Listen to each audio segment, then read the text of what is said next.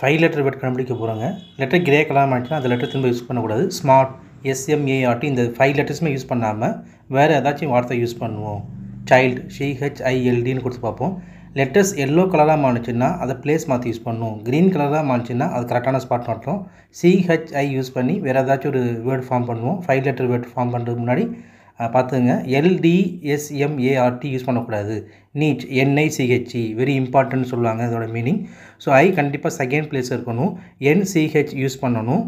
Pinch, PINCH first letter மட்டும் miss ஆகுதுங்க.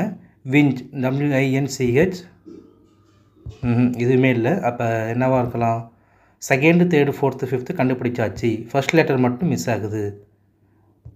சிட்டுக்குருவிலே சிறிய வகை சிட்டுக்குருவி சின்னதாக இருக்கும். இதோட மீனிங் வந்து ஃபின்ச், அதாவது அதோட வேர்டு வந்து ஃபின்ச்னு சொல்லுவாங்க. போட்டு பார்ப்போம். FINCH. எஸ், கரெக்டாக இருக்குங்க. தேங்க்யூங்க.